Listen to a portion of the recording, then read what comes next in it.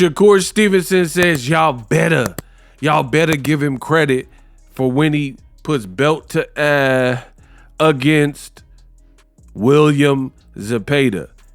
In this video, I'm going to break it down, take you through it.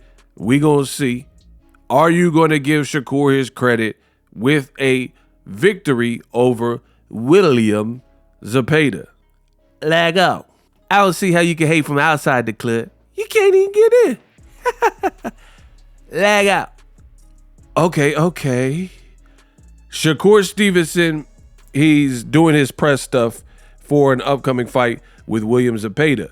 And during this, he made a statement that I thought was interesting, where he basically said, y'all better give him his credit. He don't want to hear nothing else. Give him his propers if he beats William Zepeda. Ego thoughts. Unfortunately, it don't work like that. And I'm going to explain why. Not saying that Shakur can't get any credit for William Zepeda win. However, the reality is Turkey continues to just kind of arbitrarily make matches, and there doesn't seem to be a long-term plan there. Not a bunch of rhyme or reason there. And he keeps doing it. So with that being said, they're making matchups where fighters are being upset or not looking dandy and not looking great, to the point where the advertised future fight suffers. I know some people, they're going to be like, oh, Ego, what are you talking about? I need an example. Okay, no problem. They advertised beforehand a fight between Ryan Garcia and Devin Haney, a rematch, right? But Turkey decided to put them in interim fights, which I told you in boxing is a bad idea. And Devin looked suspect, where people said he ran and they were bored out there, gored, all that type of stuff. Then Ryan actually loses, right? So that's an example of what I'm talking about. You're previewing a future fight, and a fighter either A, doesn't make it past whatever you put in front of them, or they don't look good. Another example would be Canelo versus William Skull, right?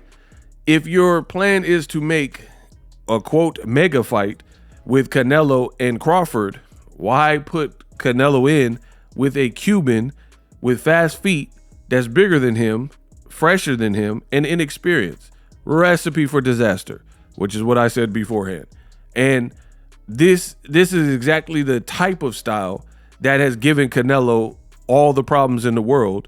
Look at the Lotta fight. Look at guys that have footwork like Bivol, guys like Mayweather that have footwork, faster feet than Canelo. Seems to always give Canelo issues, right?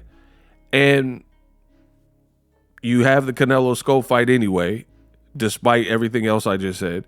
Canelo looks horrible, and that's the lead-in to the fight between Canelo and Crawford. It's just not good.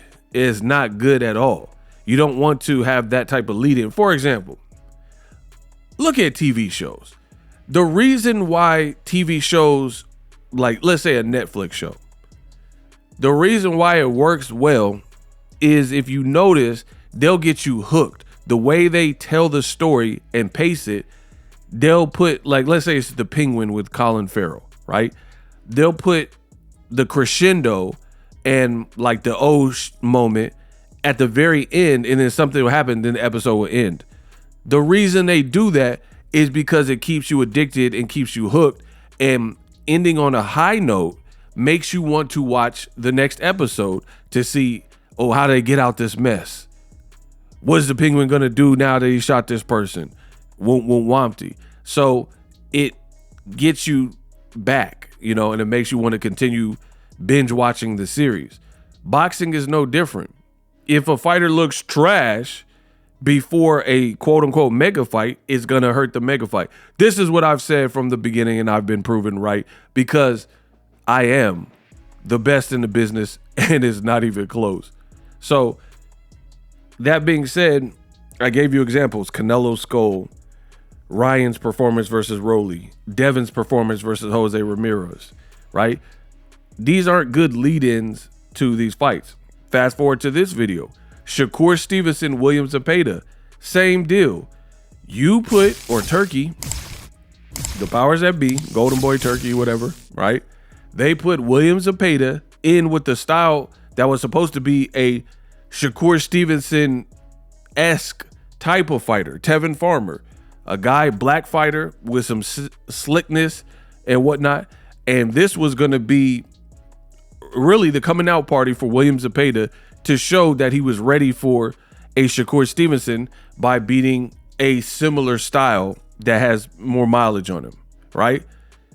Zepeda beat him, but it wasn't convincing like that. I thought Tevin Farmer definitely won the first fight, and he was hurt in the second fight, and Tevin Farmer was doing good in the back half of that fight. So these two performances back to back, for me and any reasonable boxing fan, if anything, they hurt the future fight with Shakur Stevenson. So I get it. Shakur's like, I want my credit. But realistically, there's only but so much credit that your boy Ego can give you, because William Zepeda arguably lost one, if not two, of his last fights with a similar style. You know what I mean? And the onus is on the organizers, Turkey, Golden Boy, or whatever. You got to stop putting guys in there with, if you have to do an interim fight, you got to give them a cupcake or somebody that they should reasonably beat stylistically, right? And from that point, it will give them the type of performances needed where people will be interested in what they have next. Zepeda looked super one-dimensional versus Tevin Farmer. That's my honest opinion. He looked one-dimensional. He's a tough Mexican fighter with some power that throws a lot of punches in bunches. Not really much else. No special effects, no crazy defense, no insane athleticism, just a bit of bite down and volume, punches and bunches, right? No special effects. So for me, the Shakur fight with Zepeda is cool, but it's not really that compelling to me because I know what I'm looking at. And Shakur should firmly beat William Zepeda. In fact, really the only shot that I give William Zepeda is if some reason Shakur can't keep his hands healthy and, you know, maybe his hands are giving him problems and maybe there's an option for Zepeda to try to overwhelm him. That's really all I see. And I don't really like doing predictions based on that because it could happen. It's boxing. I get it.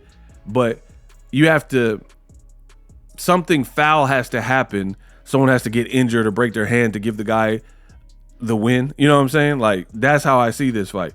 Shakur. I'm not saying it's going to be pretty. I'm not going to say it's going to be exciting. I'm not going to say fans will necessarily be like, oh, this is amazing fight of the year. But Shakur very handily should beat Zepeda from what I've seen based on his style. Usually in these matchups, in all the boxing I've watched, the guy who is the better boxer, more put together fighter in situations like this generally has the advantage, period. And with that advantage, usually get the win. Mayweather versus Maidana, Mayweather versus Ricky Hatton. The guy that could box better, you know, pulled it out. There are times where the more slick, pure boxer is, you know, overwhelmed and hurt or stopped or something. But there's other things like bad chins and timing and experience level. Shakur's an Olympian. Shakur, why would he not be confident in the Zepeda fight? Like I said earlier in this video, you just watched Zepeda struggle 2 times in a row with Tevin Farmer. So again, I get it. Shakur's like, give me my credit. But for me, there's only so much credit I could give him because based on his last 2 performances particularly, I can't really rate William Zepeda. I was expecting him to, if he had it in him, to show me in the Tevin Farmer fights. And for me, he just didn't show enough like world level, elite level stuff for me to be like on the bandwagon or whatever. Power, yes. You know, punches and bunches, yes. But you gotta land those punches. Shakur has a tight defense. He knows what he's up against. I'm rocking with Shakur.